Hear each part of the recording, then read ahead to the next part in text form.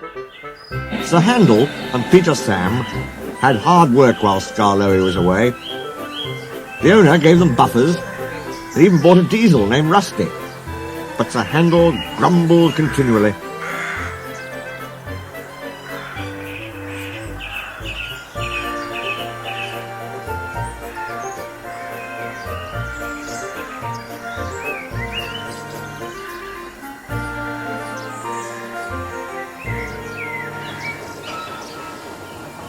One day, Gordon saw him shunting and laughed.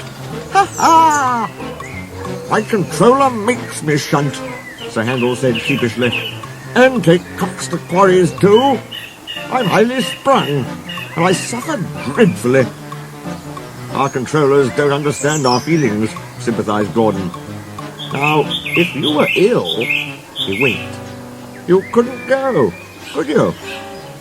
"Good idea," said Sir Handel. "I'll try it." "I don't feel well," he groaned next morning. There wasn't time to examine him then, so some of the trucks were coupled behind Peter Sam's coaches, and Rusty promised to follow with the rest. Sniggered Sir Handel, but no one noticed. They were all too busy. Peter Sam didn't mind the extra work. He left his coaches at the top station and trundled cheerfully through the woods. The trucks chattered behind him in an agitated way, but he paid no attention. It might have been better if he had. Slates come from quarries high up in the hills. They travel down in trucks on a steep railway called an incline. Empty trucks at the bottom are hitched to a rope. Loaded ones at the top are hitched to one another. By their weight, loaded trucks run down the incline, pulling up empty ones. There are strong brakes in the winding house at the top to prevent loaded trucks from running down too fast. The ropes are very strong too, but in spite of this, trucks sometimes play dangerous tricks. Peter Sam never bumped trucks unless they misbehaved. Sir Handel bumped them even if they were good, so they didn't like him and played tricks whenever they could. Peter Sam pushed the empty trucks to a siding where his fireman hitched them to a rope. Then on another siding, he pulled back some loaded trucks.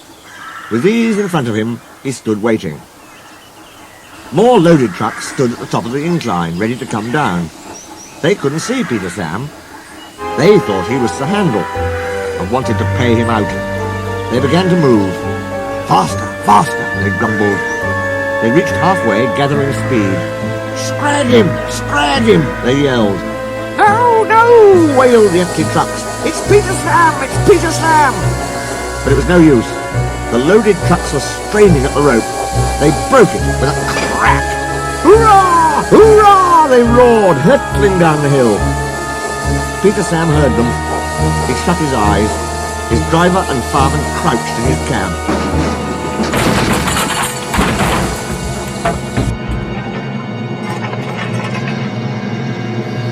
The crash jerked him violently backwards.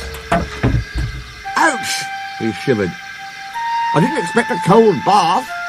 The water poured from a channel smashed by flying slates. He was soaked from funnel to cab. He spluttered. I was glad when he heard Rusty's answering toot. "Bust my buffers!" exclaimed Rusty. "What a mess!" "Never mind, Peter Sam. We'll get you out." He soon pulled him away from the water and the trucks. Peter Sam felt battered. His funnel was cracked and his boiler dented. But he was glad his driver and fireman were unhurt. He thanked Rusty and limped slowly home. Rusty stayed to help clear the wreckage. "I'm sorry about your accident, Peter Sam," said Sir Handel. "I always stand well back. Trucks don't like me, you see. Why didn't you warn me?" "I didn't think." "You never do," said a stern voice. "You can start now, while you're doing Peter Sam's work as well as your own. That'll teach you to pretend you are ill." Sir Handel did start thinking. He thought about thin controllers, and he thought about Gordon.